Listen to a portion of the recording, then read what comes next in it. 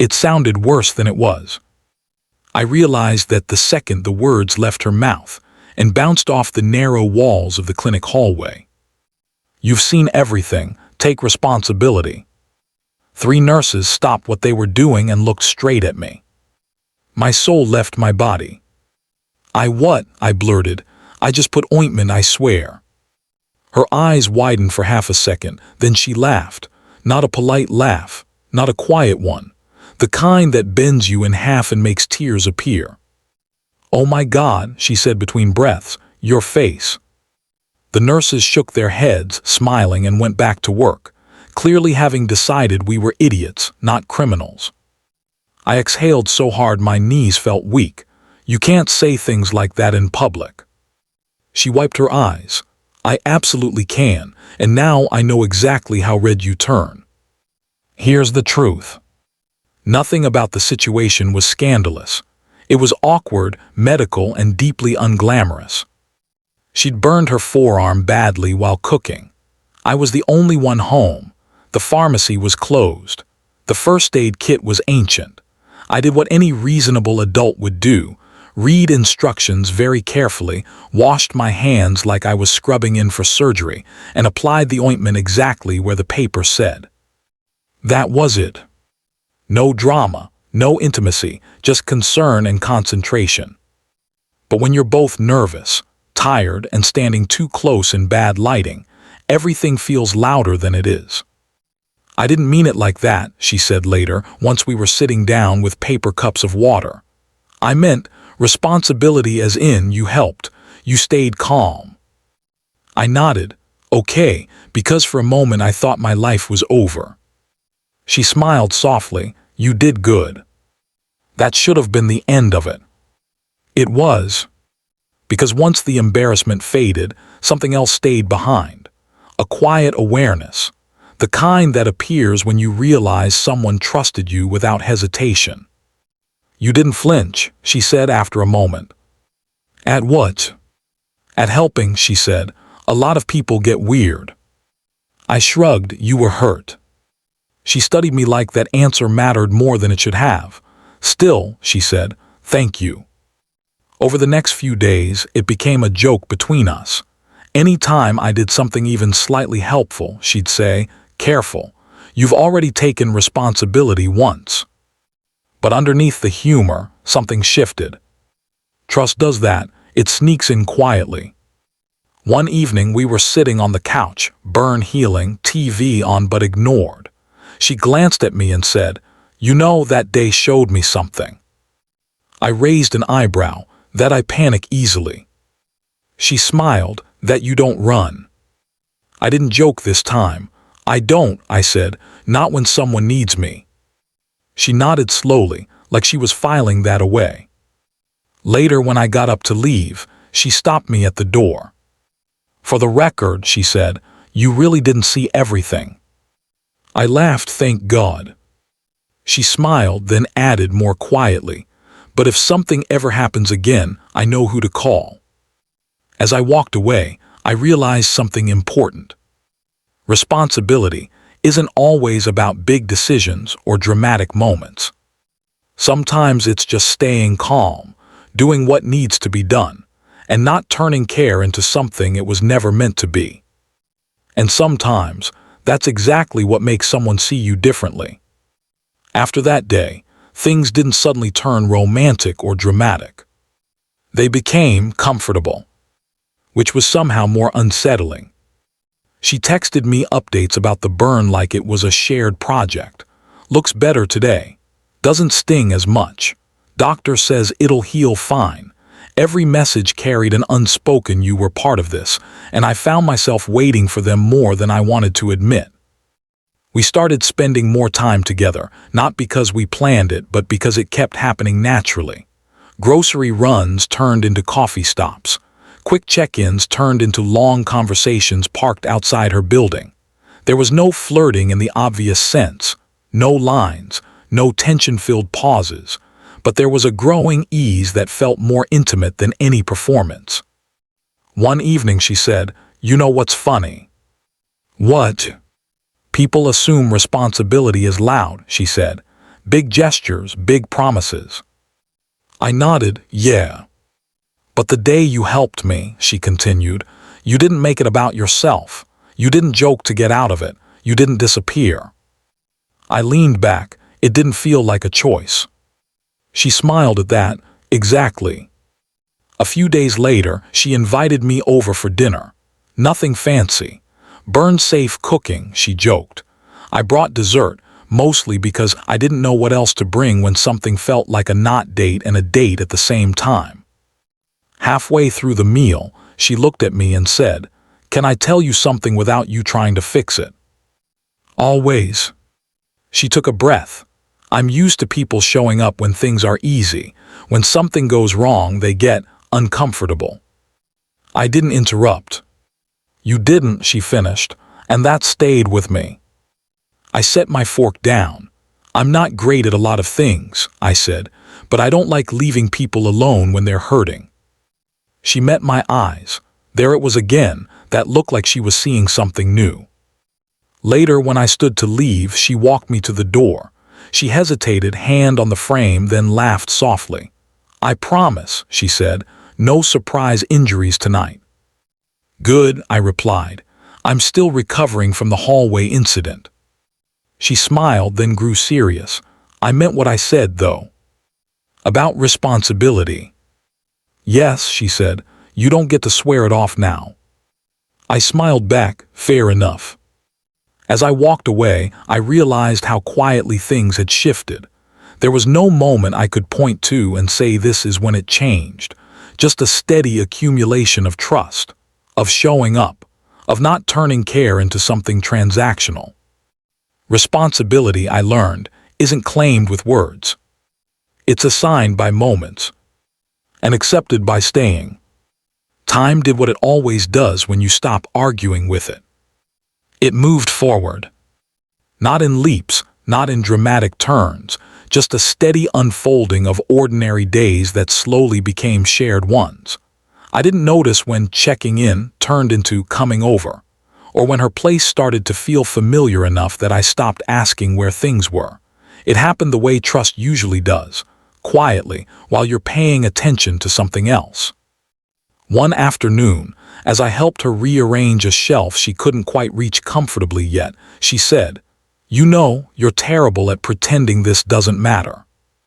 I looked over, pretending what does? "This," she said, gesturing vaguely between us. "You keep acting like you just happen to be around." I smiled. Maybe I did. She shook her head. "You chose to stay." That word again. Responsibility. It didn't feel heavy anymore. It felt earned. A week later, we ran into someone she knew at the market. The woman smiled at me and said, "Oh, is this your boyfriend?" I froze, not because I didn't want the word, but because it hadn't been discussed. I glanced at her, ready to follow her lead. She didn't hesitate. "Yes," she said simply. The woman nodded, satisfied, and moved on. I waited until we were outside before saying, "You didn't ask me first." She shrugged, smiling. "Would you have said no?" I thought about it, about the nights, the conversations, the way she trusted me without asking for guarantees.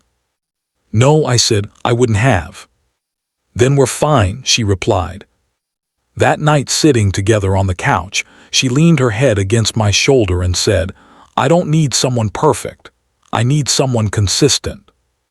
I kissed the top of her head, nothing dramatic, just instinctive. "I can do that." She looked up at me. "You already are." Weeks later, her burn was nearly gone. Just a faint mark left behind, barely noticeable unless you knew where to look. "Looks like I won't need ointment anymore," she joked. "Good," I said. "My reputation is still recovering." She laughed, then grew thoughtful. "You know that mark will fade, but the way you showed up, that doesn't." I didn't reply right away. I just held her hand, feeling how natural it had become. Sometimes responsibility doesn't arrive as a demand.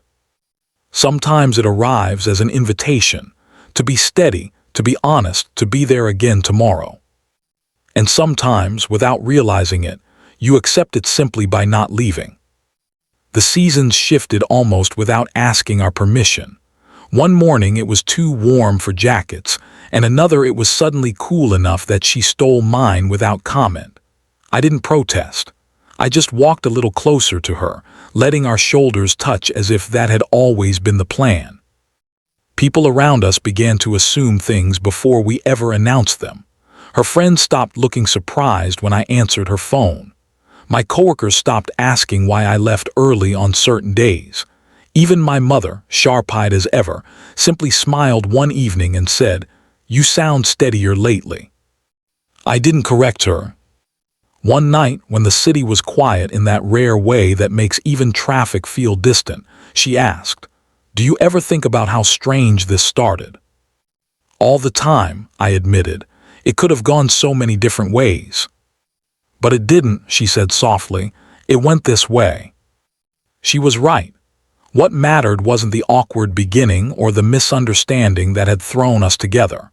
What mattered was the choice we kept making afterward, the decision to listen instead of assume, to stay instead of escape, to speak honestly even when it was uncomfortable. There was a moment, weeks later, when fear tried to sneak back in. We were arguing over something small, something that didn't deserve raised voices.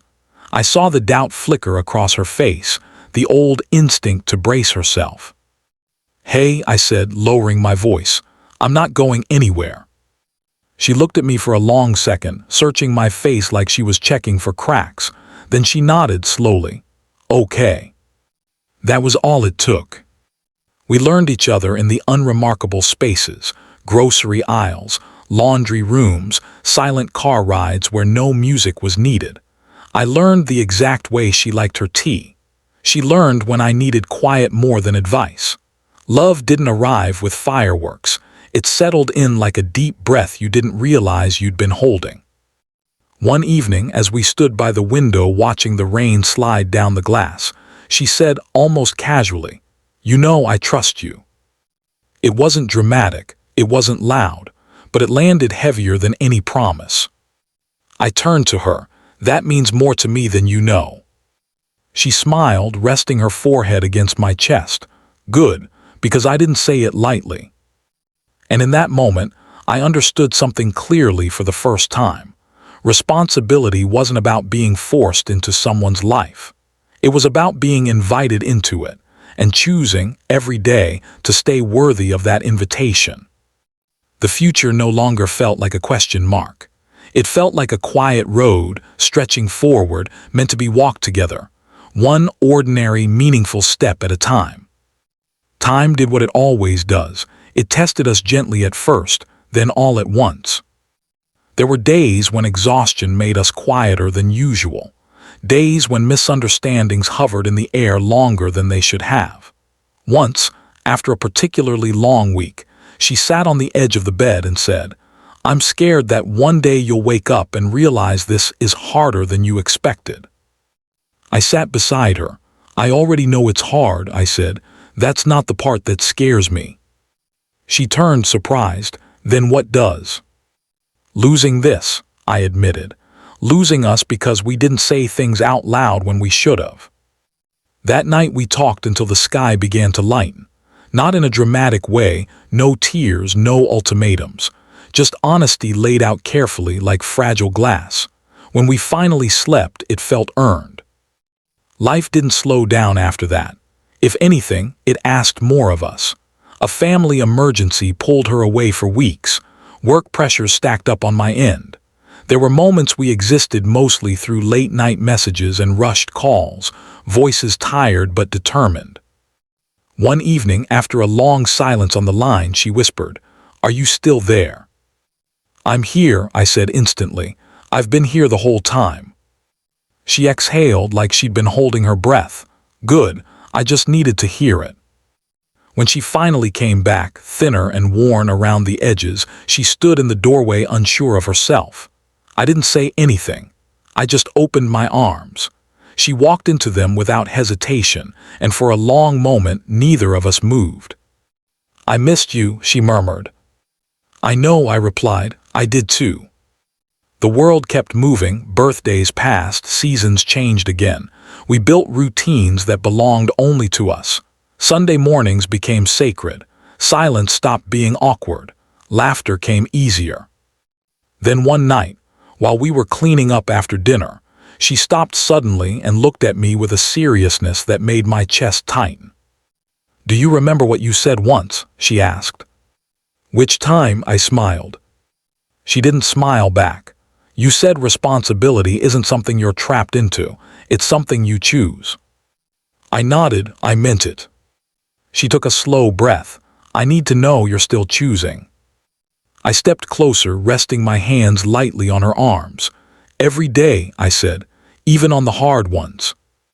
Her eyes filled, not with sadness but with relief. She leaned into me, and for the first time I felt the quiet certainty that this wasn't just something that happened to us. This was something we were building, intentionally, carefully. Later that night, as we lay awake listening to the distant city hum, she said, "If the future scares me sometimes, will you remind me why we started?" I smiled into the darkness. "Only if you promise to remind me why it's worth it." She laughed softly. "Deal." And just like that, the fear loosened its grip. Not because everything was perfect, but because neither of us was facing it alone anymore.